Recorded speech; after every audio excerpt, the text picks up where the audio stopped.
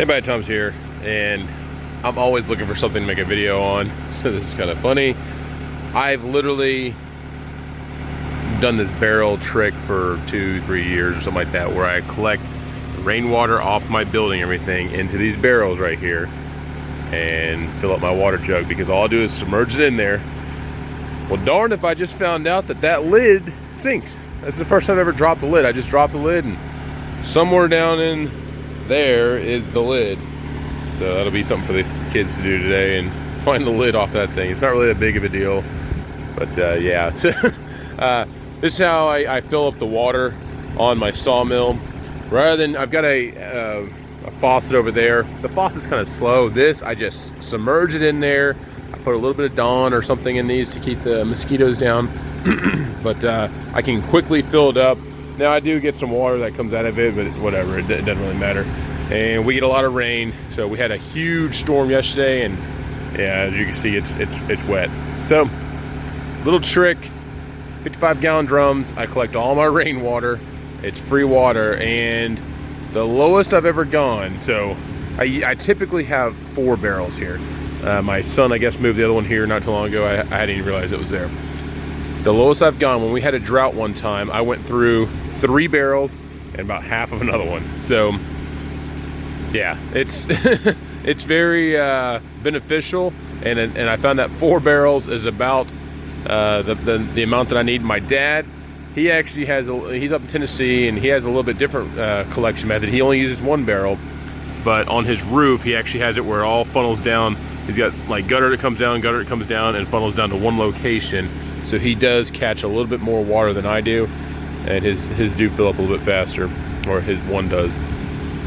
So yeah, something new. I will continue on this video with something. I don't know what else I'll put with this video, but it'll be something. Maybe I'll show you what I'm gonna do. I'm gonna talk about the Osage orange, which I'm going to start putting Osage orange sawdust in these barrels to see if that will, in fact, you know, keep mosquitoes and stuff out. So stay tuned. I'll throw the Osage orange video in with this. Hey, buddy, Thomas here, and today we're cutting some more Osage, more Bodock, more Osage orange, and all sorts of other names for this. Hard wood here. Now this stuff right here, as you can see, looks like it's got Virginia creeper on it, or now this is like blackberries or something like that, because it's got thorns.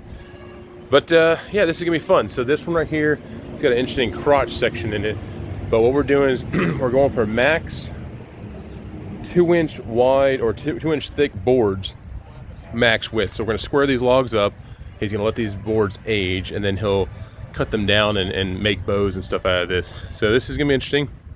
The logs look to be good and dry, so they should be a challenge to cut. Osage is very difficult wood to cut, very hard. So we'll see how this cuts. I'll go ahead and throw in a time lapse or anything, and I'll do some live cutting towards the end once I have everything squared up. So stay tuned, lots to come. This will be a fun one. We'll see you.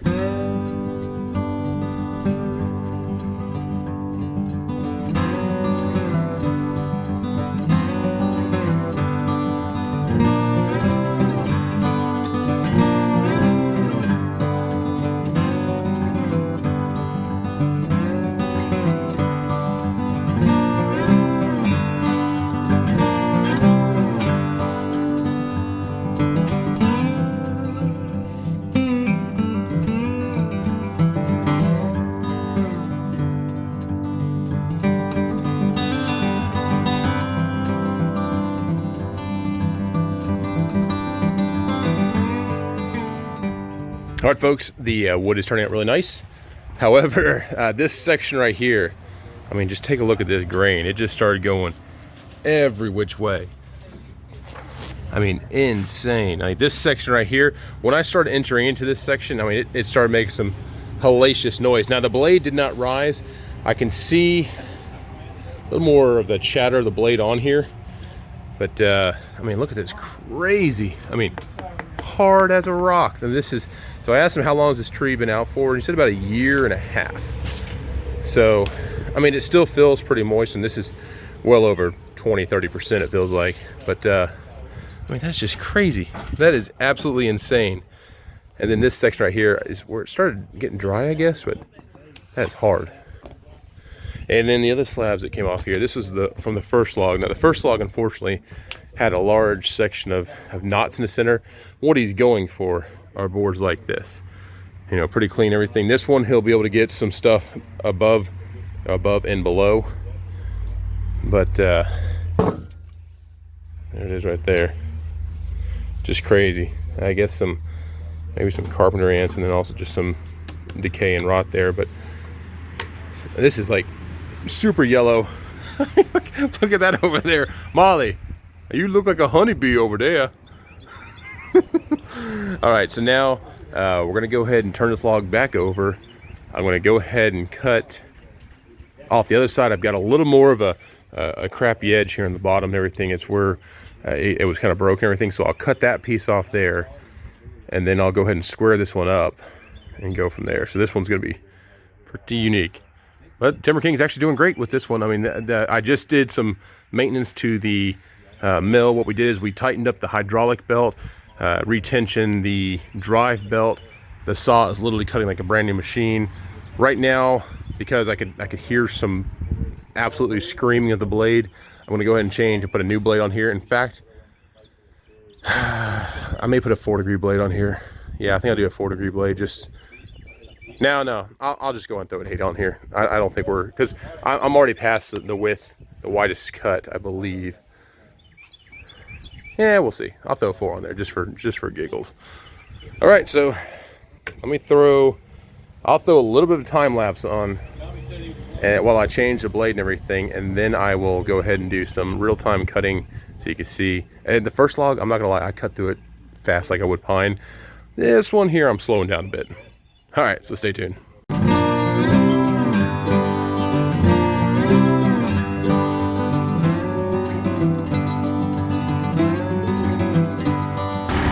Okay, so we've cleaned up this log pretty well. I mean, the grain on this one's just absolutely all over the place. We're gonna be cutting 2 inches from the top down. I don't anticipate having to stop unless we get some crazy movement at the center of this.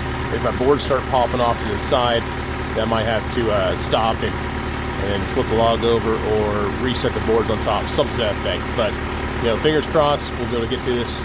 It's about 7 1/8 inches wide, or maybe 7 1/16. I can't remember what I saw on there. Just trying to get it cleaned up and everything, and trying to maximize as much of this cut as I can. This stuff's pretty awesome. I mean, I've got yellow sawdust everywhere, and I'm wondering if I can take that sawdust, and on the side over there, you see me go back and forth. What I do is I go fill up my water bucket, which is up on top of the mill right here. I fill that up. I'm wondering if I put the Osage sawdust in the water, will that take care of, say, mosquitoes and stuff? Or maybe it would just turn my water yellow. Hell, I don't know. So we're gonna go find out. We'll do some of that testing as well, because I know insects typically don't get into Osage. So let's see what it does to the water. We'll see if it keeps my insect, mosquito population down, and go from there. All right, let's get cutting.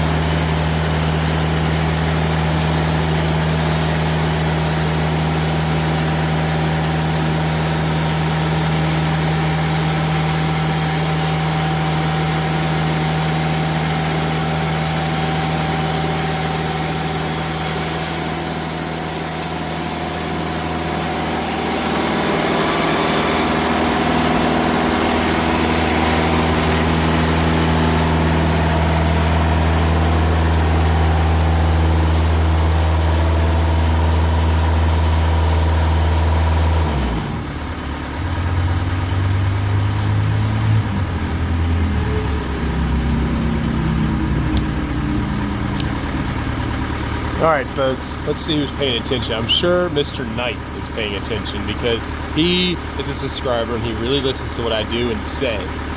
So you're looking at that, you're like, man, what are you doing that second cut? Well, that is what we call in the business, if you're a fisherman, you'd call it a professional overcast. What I did is I screwed up. I cut that one too thick.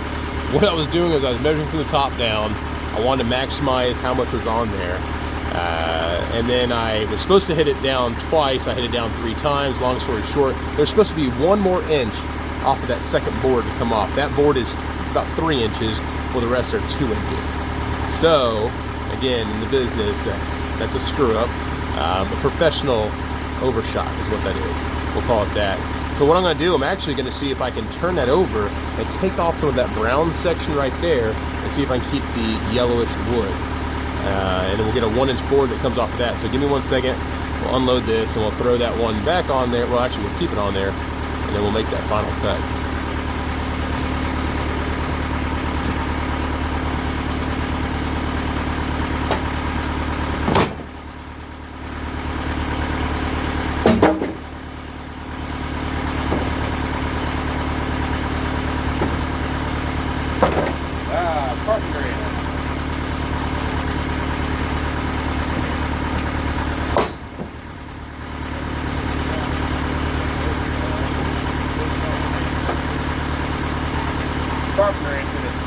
Yeah, I see that. Think you can still get something out of that? I think you can. I mean, there's some good stuff on top. But yeah, we'll see. I gotta do one more cut.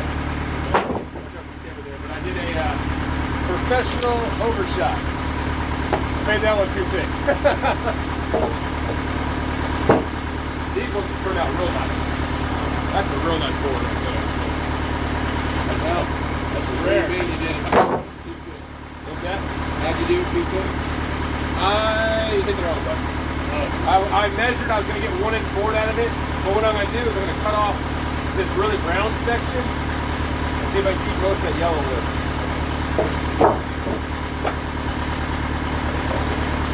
That's got a lot of yellow to it. Yep.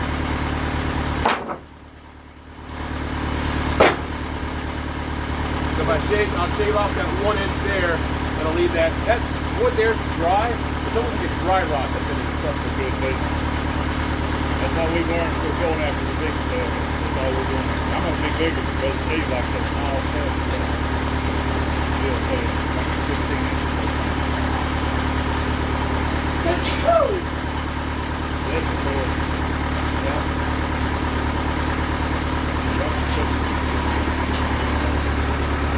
That's good. That's good. Y'all got 4 or 5.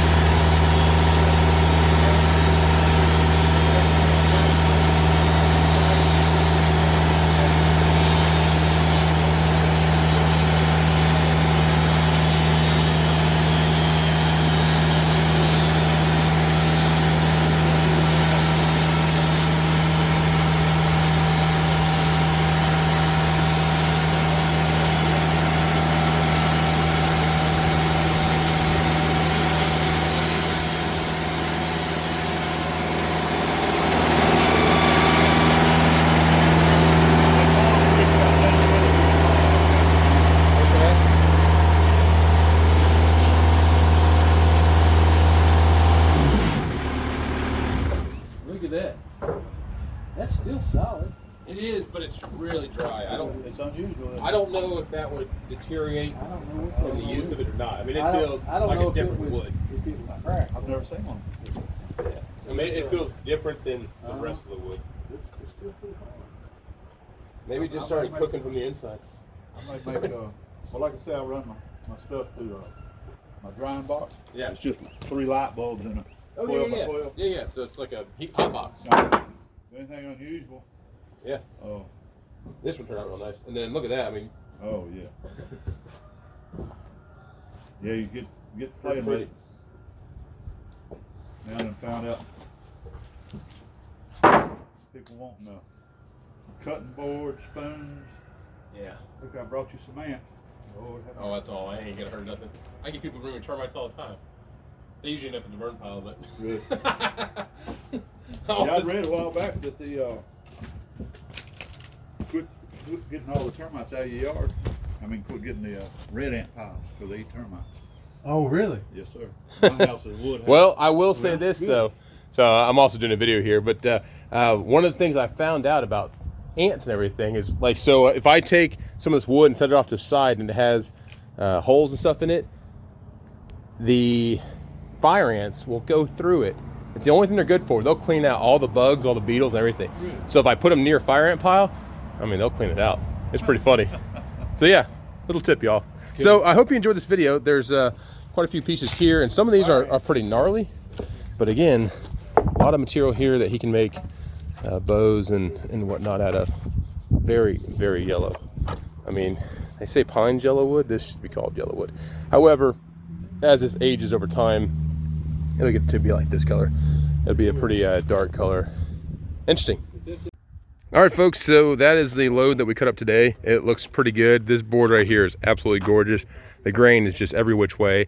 It did have some harder spots in the center that seemed to be drier, but a lot of this will be made into quite a few bows. And again, I'll see if I can get some contact information and a link to some pictures or something like that of what these bows look like. So stay tuned. We up in West Point, Mississippi is where a lot of this Osage is coming out of, and it's some hard and beautiful stuff. So I'm very excited. I always get the chance to cut up this unique wood that has a lot of historical value in our local area. All right, stay tuned, y'all. We'll see you around. Please like and subscribe.